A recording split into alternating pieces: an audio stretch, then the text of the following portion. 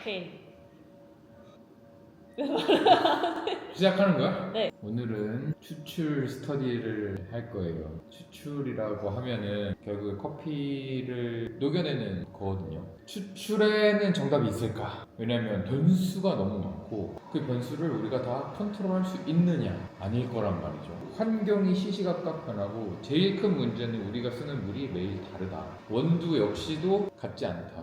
우리가 가진 환경, 장비, 원두 뭐 이런 것들 안에서 최대한 우리가 원하는 맛을 만들어내야 한다. 우리가 의도를 갖고 그 의도에 부합하는 맛을 만들어라고 하면 저는 그게 정답이라고 생각을 해요. 그러면은 좋은 추출이 뭘까? 현송 씨는 어떻게 생각해요? 좋은 추출. 저는 채널링이 나지 않고 물이 고르게 커피퍽을 적시면서 커피퍽이 고르게 압을 받아서 이 추출하는 사람의 의도에 맞게 그 원두의 최선의 맛과 향이 나도록 하는 게 좋은 커피, 좋은 추출이라 생각합니다. 저랑 똑같아요. 나는 개인적으로 좋은 추출을 어떤 식으로 하냐면 크게 두 카테고리가 있어요. 기술적인 좋은 추출이 있고 감성적인 좋은 추출이 있어요. 제가 생각했을 때 기술적으로 좋은 거는 압을 고르게 받는 것도 중요하고 우리가 그라인딩한 원두에 있는 그 성분들을 제일 균일하게 뽑아낼 수 있는 게 기술적으로 좋은 추출이라고 생각을 해요. 감성적인 거는 뭐냐? 맛이겠죠, 맛. 우리가 이 원료에 대해서는 건들 수 없단 말이에요. 전체적인 추출에서만 봤을 땐 이 원료에서 가장 좋은 맛을 뽑아내는 게 좋은 추출이 된다라는 것이거든요. 결국에는 어떻게 하면 제일 맛있는 맛을 만들어낼 수 있는가? 제일 먼저 생각을 해야 될 게 우리는 원료에 대해서 이해를 해야 돼요. 로스팅하는 사람과 추출하는 사람. 예를 들면 딥블렌드의 가장 큰 특징은 뭐라고 생각해요? 구수한, 묵직한 느낌. 향이 견과류 산미는 거의 안 느껴지는. 그래요? 거의 없어요.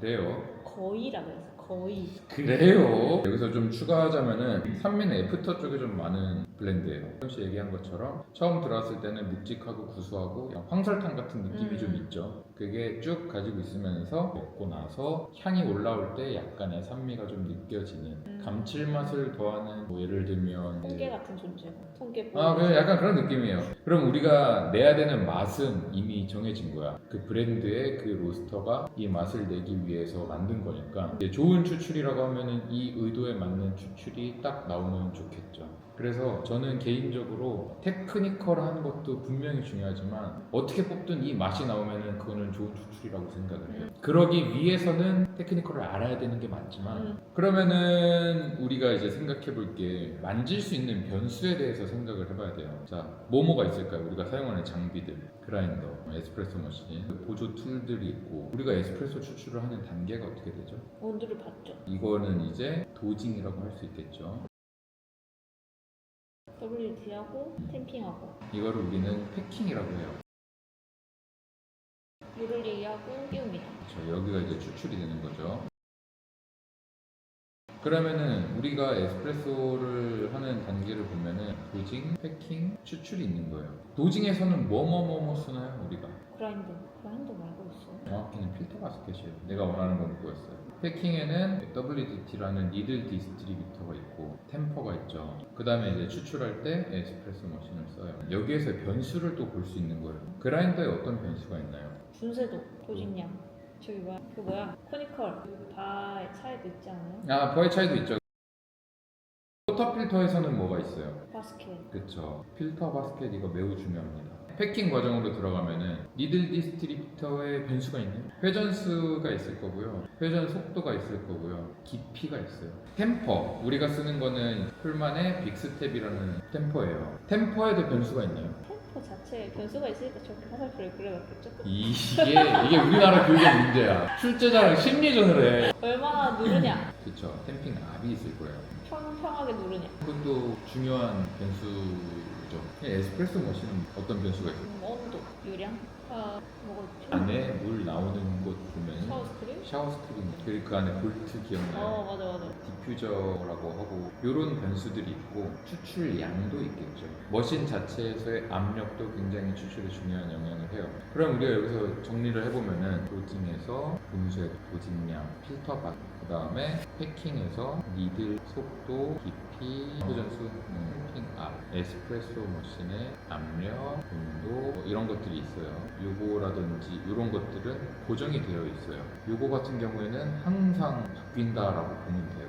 이제 변수를 우리가 이렇게 알고 있으면은 그 다음에 알아야 되는 게 아까 얘기했던 테크니컬한 부분이에요. 좋은 추출이란 무엇인가라고 했을 때 필터 바스켓이 이렇게 있겠죠. 요만큼 원두가 담기는 영역이에요. 물이 이렇게 차오를 거고 그리고 나서 더 누르면은 물이 어디로 흐를까요? 아래로 흐르기 시작하는 거예요.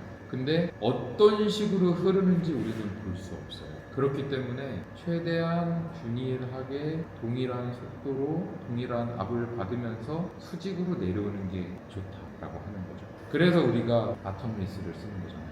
바텀리스를 쓰면 좋은 게 뭐냐? 아래에서 어디서부터 추출이 되는지 볼 수 있다는 거예요. 우리가 흔히들 얘기하는 게 이렇게 되고 있는 추출, 이게 좋은 추출이냐라고 했을 때 좋은 추출일까요? 근데 제가 저번에 캠핑 안 하고 했을 때 그때도 저렇게 나왔거든. 그거를 마셔보고 나니 꼭 저 모양새가 저렇게 나온다고 해서 좋은 추출은 아닌 거. 맛을 봐야 알지 않아요? 정답이에요. 일 수도 있고 아닐 수도 있어요. 왜 그러냐?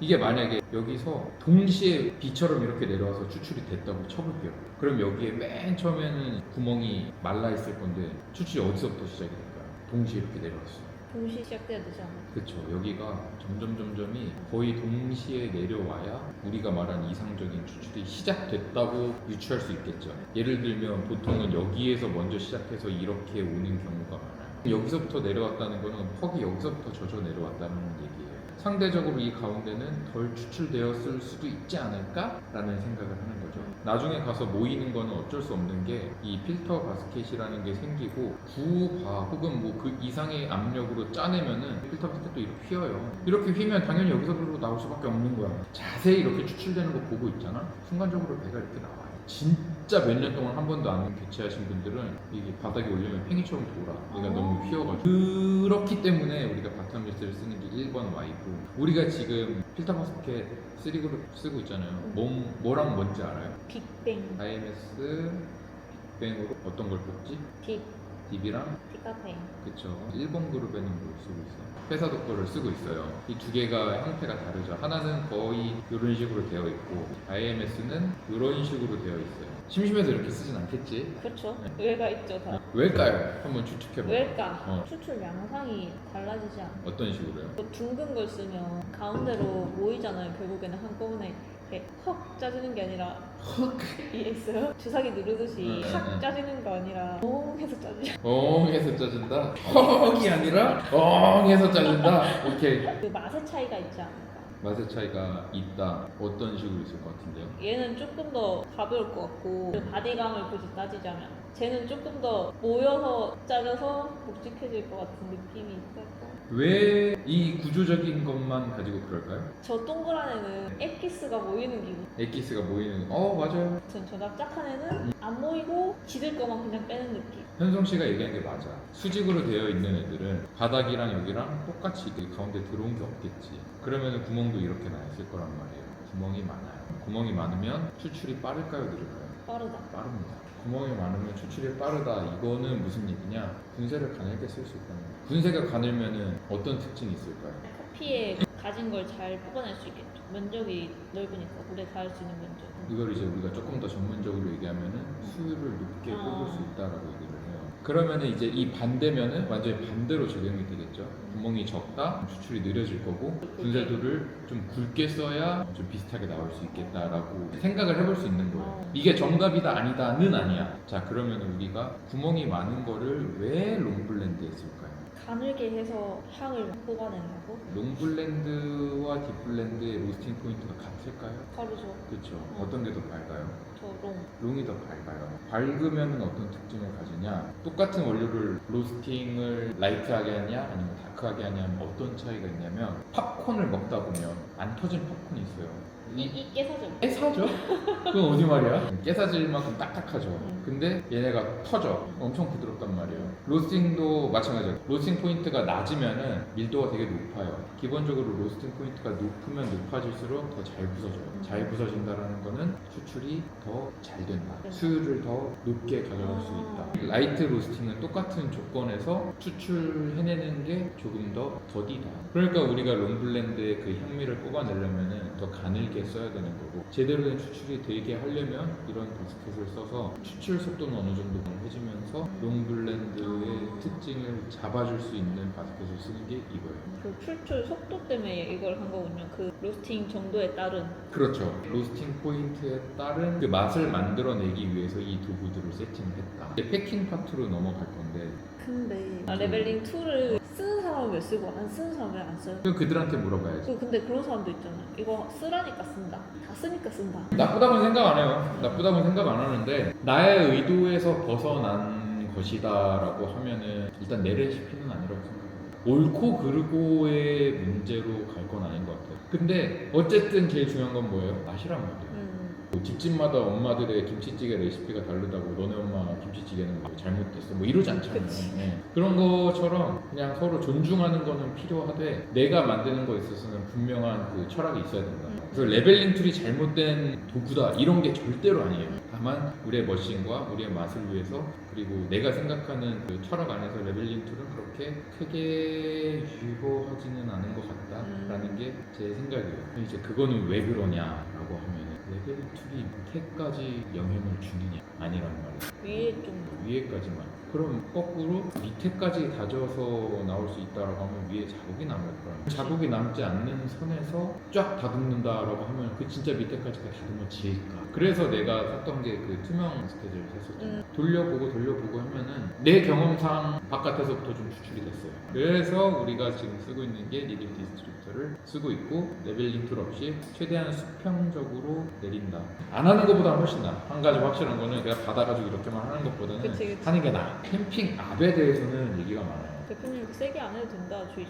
굳이 그렇게 세게 할 필요는 없다라고 생각을 하죠. 템핑을 있는 힘껏 막 체중심 막 이렇게 할 필요도 없다고 생각을 하는데 그렇다고 해서 이렇게는 아니겠죠. 적당하게 이 압을 만들어줄 수만 있으면 어차피 물이 차서 곧바로 누르다니까 생각보다 세게 누르는 거예요. 진짜 이렇게 짜는 거야. 그렇게 세게 누르는데 우리가 템핑을 하는 게 그 기계보다 세겠냐 이거지. 어차피 물이 올라와서 이 압으로 눌러주는데 우리가 템핑을 막 이렇게 할 필요가 있을까? 굳이. 이제 제일 중요한 에스프레소 머신에 대한 이야기를 합니다. 좋은 추출이 뭐냐? 의도한 것일 것. 그 추출한 맛이 정말 우리가 알고 있는 원료의 맛과 동일하게 나왔을 때가 좋은 추출이다. 이것들을 다 잘 짜기 위한 에스프레소 머신을 선택했으며 연속 추출도 가능하고 압도 짱짱한 머신을 우리는 사용을 하고 야. 역시 리액션이 야. 최고야. 아, 야, 최고야 최고. 오늘은 이제 롱앤디브 레시피가 어떻게 되었으며 에스프레소 추출의 가장 기본적인 변수들은 뭐가 있는지 그럼 이제 현숙 씨가 해야 되는 거는 이 변수를 다르게 했을 때 어떤 맛이 나오는지들을 테스트해 볼 수 있겠죠. 제가 혼자 하고 있던 게 그거네. 그렇지 그런 것들 얘기는 안 해도 다 보고 있어요. 얼마나 뒤통수에도 눈이 달려있는데 다 그냥 조용히 있는 거야. 아, 근데 이거는 한 번도 테스트 안 해봤어요. 이거요? 응. 여기까지만 얘기할게. 그건 있어. 그 높이 탕탕탕 이렇게 투두두둑 하는 그건 하는데 이해할 수 있는 무슨 말인지? 못했어. 높이인 그거 있어요. 탕탕탕 도도독. 야 이걸 어떻게 알아들어? 그 제 옆에 달려있는 그걸로 그냥 하면 오케이 그렇게 오케이. 한다고. 아 그건 하고 있어요? 오, 이렇게. 훌륭하네. 훌륭해. 말하지 않아도 알아서 한다. 지금 잘하고 있어. 인사말 되겠어. 최고의 직원. 아 역시 대표님. 나 이런 애 아니었는데. 내 경험상 그런 얘기하는 애들 원래 그런 애. 자기가 자기를 몰랐던 거야. 집에 있을 때는 이렇게 있었던 거지. 내재돼 있던 게 있었던 거야. 나올 기회가 없었던 거야. 어제 뭐 나를 라떼잔에다 빠뜨리고 아주 그냥 야. 능력도 좋고 어떻게 그렇게 내 때는 핸드폰에서 화음 막 이런 얘기해서 여기까지만 얘기해. 오케이.